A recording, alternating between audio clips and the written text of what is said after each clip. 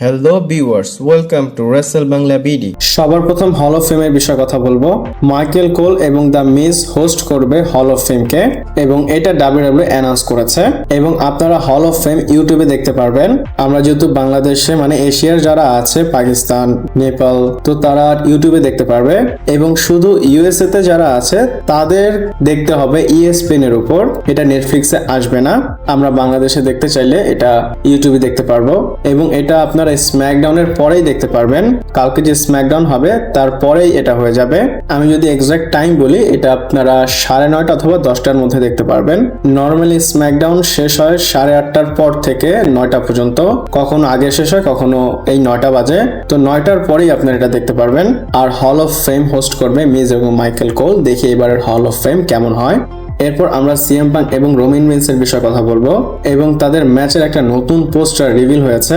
আর এটা WWE drop করেনি, আর এটা সিএম পাঙ্ক নিজে তৈরি করিয়েছে আব্দুল মালিককে দিয়ে। আব্দুল মালিক হচ্ছে একটা পপুলার গ্রাফিক ডিজাইনার, রেসলিং ইন্ডাস্ট্রিতে তার খুব ভালো নাম আছে। আর সিএম পাঙ্ক তাকে দিয়ে এই পোস্টারটা বানিয়েছে। আর আপনারা যদি এই পোস্টারটা দেখেন, এইখানে হোলি টাইপের একটা থিম আসতেছে আমার মনে হয়। যাই হোক, আমি বলবো ভালো একটা কাস্টম রেসলম্যানিয়ার পোস্টার আমরা দেখতে পারলাম। আপনারা একটা জিনিস নোটিস করেননি হয়তো, আমি আপনাদের বলি, কয়েকটা বছর ধরে ডাব্লিউডাব্লিউ কাস্টম পোস্টার আর বের করে না। আগে রেসলম্যানিয়ার জন্য স্পেশালি অনেক পোস্টার আমরা দেখতে পারতাম এরকম কাস্টম। ইভেন কাস্টম বাদ দেন, মেইন পোস্টারই তো আমরা এখন দেখতে পারি না। আপনারা বলতে পারেন যে মেইন পোস্টার তো triple H, Brock Lesnar, CM Punk, Cody Rhodes, Paul Heyman এদের একটা ছিল, ওইটা মেইন পোস্টার না, ওইটা প্রমোশনাল পোস্টার ছিল। যখন টিকেট সেলসের তারা অ্যানাউন্স করেছে তখন এই পোস্টারটা তারা বের করেছিল। তারপরে কোনো পোস্টারই এরকম কাস্টম আসেনি। পোস্টার কিন্তু অ্যাকচুয়ালি রেসলম্যানিয়ার জন্য ম্যাটার করে। ডাব্লিউডাব্লিউর কাছে ডিজাইনার আছে, সবকিছু আছে, তাহলে তারা পোস্টার কেন বানাচ্ছে না? নর্মাল জিনিসে তারা কম্প্রোমাইজ করতেছে। রেসলম্যানিয়ার যে একটা গ্র্যান্ড ফিলিং, এটা তো পোস্টার দিয়েই আসে। ডাব্লিউডাব্লিউ এইসবের উপরই কম্প্রোমাইজ করে। তো ডাব্লিউডাব্লিউর এইসব দেখে সিএম পাঙ্ক নিজেই এই পোস্টারটা বানিয়েছে। এরপর আপনাদের রেসলম্যানিয়ার স্টেজের আপডেট দিব। আর কোনো ফটো কোনো ভিডিও আসেনি, বাট একটা ফটো এসেছে স্ক্রিনে, হয়তো আপনারা দেখতেই পাচ্ছেন। এই যে স্টেজ, এই স্টেজটা ডাব্লিউডাব্লিউ স্যাটারডেতে রিভিল করবে এবং কনস্ট্রাকশনের কিছু কাজেরও ছবি এসেছে, সেগুলো দেখাচ্ছি। মানে একটা স্টেজ আমরা আন্দাজ করব সেরকম কোনো কিছু আসেনি, নর্মাল কাজের পিকচারগুলো এসেছে এবং এই স্টেজটা আপনারা ইউটিউবে দেখতে পারবেন। মানে স্টেজের ভিডিওটা এটা শনিবার রাত্রে তারা পোস্ট করতে পারে, অথবা আমি বলতেছি রবিবার পড়ার আগে যে রাতটা পরে সেই সময় পোস্ট করতে পারে, অথবা শনিবারে দুপুরেই পোস্ট করতে পারে। বিশেষ করে তারা 3টার দিকেই পোস্ট করে। এখন দুপুরে যদি 3টায় পোস্ট করে তাহলে তো আপনারা জানবেন, আর না করলে রাত পর্যন্ত ওয়েট করতে হবে। আর এইবার রেসলম্যানিয়া স্টেজের কোনো ফটোই আসতেছে না। দেখি ডাব্লিউডাব্লিউ কি চমক রাখে। এরপর ইউএসকের বিষয়ে কথা বলবো। আর ইউএসকে ফ্যানদের জন্য হয়তো এটা ডিসঅ্যাপয়েন্টিং একটা আপডেট হবে। মানডে নাইট রতে দেখেছেন সে হেরেছে এবং তাকে খুব খারাপভাবে মারা হয়েছে। তো আপডেটে বলা হচ্ছে ইউএসকে যে ম্যাচটা হওয়ার কথা ছিল আজকার সাথে, সেটা স্ক্র্যাপ করা হয়েছে। আর এই আপডেটটা ডেভ মিরিসট দিয়েছে রেসলিং অবজারভার নিউজ লেটারে। এবং ডাব্লিউডাব্লিউ যদি এই ম্যাচটা করায়, রেসলম্যানিয়ার পরে কোনো একটা পেপার ভিউতে করাবে, আর সেটা হচ্ছে ব্যাকল্যাশ। রেসলম্যানিয়ার পরে তাকে ম্যাচ দিলে লাভ কি? লোকেরা, ফ্যানরা সবাই চায় আসকা এবং ইউএসকে যেন একটা ম্যাচ করে, মানে মেইনলি ইউএসকে যেন রেসলম্যানিয়াতে ম্যাচ পায়। এর আগের বছর কিন্তু ইউএসকে রেসলম্যানিয়াতে চ্যাম্পিয়ন হয়েছিল, আর এই বছরে সে কোনো ম্যাচই পাচ্ছে না। এবং আরো একটা কথা বলি, ইউএসকে যদি নাও থাকতে পারে, আসকা হয়তো রেসলম্যানিয়াতে ম্যাচ করতে পারে।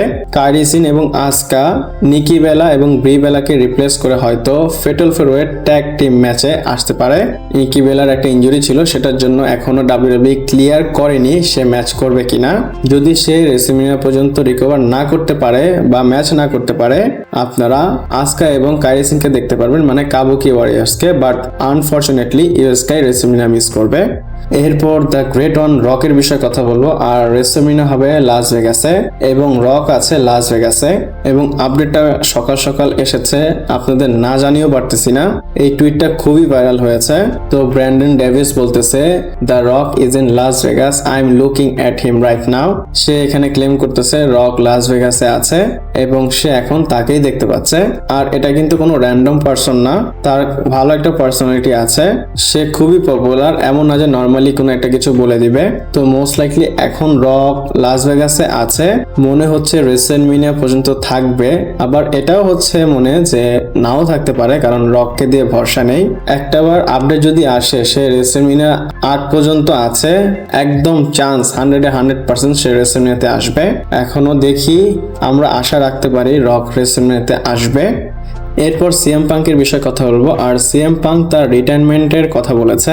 সিএম পাঙ্ক বলে আপনাদের আমার রিটায়ারমেন্টের টেনশন নিতে হবে না, মানে সে এখন রিটায়ার হবে না। আপনারা সিএম পাঙ্ককে অনেক টাইম পর্যন্ত ডাব্লিউডাব্লিউ তে দেখতে পারবেন। আমি সিএম পাঙ্কের খুবই পাগলা একটা ফ্যান। আমি চাই না সিএম পাঙ্ক এত তাড়াতাড়ি রিটায়ার হোক। আমি চাই 2030 পর্যন্ত সে কন্টিনিউ এইভাবেই অ্যাপিয়ার হোক, এখন যেভাবে অ্যাপিয়ার হচ্ছে, এবং আবার সে ডাব্লিউডাব্লিউ আন্ডারস্পিউটেড চ্যাম্পিয়ন হোক। এই টাইটেলটা রোমেনকে দিয়ে, মানে রোমেনের কাছে তো হারবে, তারপরে যেন একটা রান পায় সে ডাব্লিউডাব্লিউ আন্ডারস্পিউটেড চ্যাম্পিয়নশিপ নিয়ে। আপনারা কি চান আমাকে কমেন্ট করে জানাতে পারেন। এরপর রোমান রেন্সের বিষয়ে কথা বলবো। আর রোমান রেন্সের একটা ইন্টারভিউ আউট হয়েছে, আর এটা দেখলাম খুবই ভাইরাল হয়েছে। আর আসলে এই ইন্টারভিউতে রোমান রেন্স অনেক কিছু বলেছে। আর রেসলমেনিয়া উইকে এটা রোমান রেন্সের প্রথম ইন্টারভিউ। রোমান রেন্স কি কি বলেছে একটা একটা করে আপনাদের বলি। প্রথমেই রোমান রেন্স তার রিটায়ারমেন্টের কথা বলে যে আমি রিটায়ারমেন্টের আশেপাশে নেই, সেম সিএম পাঙ্ক যেভাবে বলেছে রোমেনও সেভাবে বললো। আর রোমান রেন্সের ফ্যানদের জন্য এটা খুবই, মানে বলবো, গুড নিউজ। আর রোমান রেন্স এখন ডাব্লিউডাব্লিউ থেকে রিটায়ার হবে না। রোমান রেন্স বলে এখনো অনেক কিছু করা বাকি। আর আমি দেখলাম অনেকে বলতেছে হলিউডের যারা আছে তারা রোমান রেন্সকে পাত্তা দেয়নি, এর জন্য সে ডাব্লিউডাব্লিউ তে থাকার চিন্তা ভাবনা করেছে। আমি বলবো এখানে আমি ডিবেট করব না, যেই রিজনই হোক রোমান রেন্স ডাব্লিউডাব্লিউ তে আছে, এইটাই গুড নিউজ। এছাড়াও রোমান রেন্স উসোসদের বলে যে উসোস হচ্ছে greatest tag team wrestler alive, মানে এখনের দুনিয়াতে উসোসদের থেকে বেটার ট্যাগ টিম এখনো কেউ হয়নি। রোমান রেন্স এখানে তাদেরকে গ্রেটেস্ট ট্যাগ টিম রেসলার বলে। তারপর সে নিজেকেও গ্রেটেস্ট সুপারস্টার বলে, গ্রেটেস্ট রেসলার বলে। তারপর বলে ডাব্লিউডাব্লিউর কোনো কম্পিটিশন নেই, বলে অনেক রেসলিং প্রমোশন আছে, অনেক কোম্পানি আছে, কিন্তু ডাব্লিউডাব্লিউর কাছে কোনো কম্পিটিশন নেই। বলে আপনাদের যদি মেগাস্টার হতে হয় তাহলে আপনারা ডাব্লিউডাব্লিউ তে আসেন। আর এটা ফ্যাক্ট, মেগাস্টার হওয়ার জন্য ডাব্লিউডাব্লিউ তে আসতে হবে। যতই অল এলিট রেসলিং, তারপর টিএনএ এবং আরো রিং অফ অনার যেই আছে, যে কটা কোম্পানি আছে, ইন্ডিজ আছে, সেগুলো মেগাস্টার তৈরি করতে পারে না, ডাব্লিউডাব্লিউ মেগাস্টার তৈরি করতে পারে। তারপর রোমান রেন্স চ্যাম্পিয়নশিপের কথা বলে যে তুমি এই চ্যাম্পিয়নশিপটা যে কোনো মানুষের কাঁধে দিতে পারো, কিন্তু যদি এই চ্যাম্পিয়নটাকে অ্যাকচুয়াল রিলেভেন্ট করতে হয় তাহলে আমার কাঁধে এটা দিতে হবে। এক কথা সে বলেছে ট্রাইবাল চিফের শোল্ডার এটা রাখতে হবে। এছাড়াও রোমান রেন্স ইন্টারভিউতে তার চাইল্ডহুড যে স্ট্রাগল সেটার বিষয়ে কথা বলেছে। বলে যে বাচ্চাকালে যখন সে ছোট ছিল তখন তার ফাইন্যান্সিয়াল প্রবলেম হতো। বলে যে আমি যখন ছোট ছিলাম আমার ফাইন্যান্সিয়াল প্রবলেম ফেস করতে হয়েছে। ছোটবেলায় আমার টাকা নিয়ে অনেক চিন্তা করা লাগতো, এবং যখন ট্যাক্স মানি রিটার্ন আসতো আমার ফ্যামিলি খুবই খুশি হতো যে কিছু টাকা আমরা পেয়েছি। রোমান রেন্স কিন্তু নর্মালি পার্সোনাল কথা বলে না, বাট এখানে সেই কথাগুলো বলেছে। এই ইন্টারভিউর উপর আপনাদের কেমনটা আমাকে কমেন্ট করে জানাতে পারেন। ভিডিওটা এ পর্যন্তই ছিল। ভালো লাগলে লাইক, কমেন্ট, শেয়ার, সাবস্ক্রাইব করে পাশে থাকবেন। পরবর্তী ভিডিওতে আবার দেখা হচ্ছে।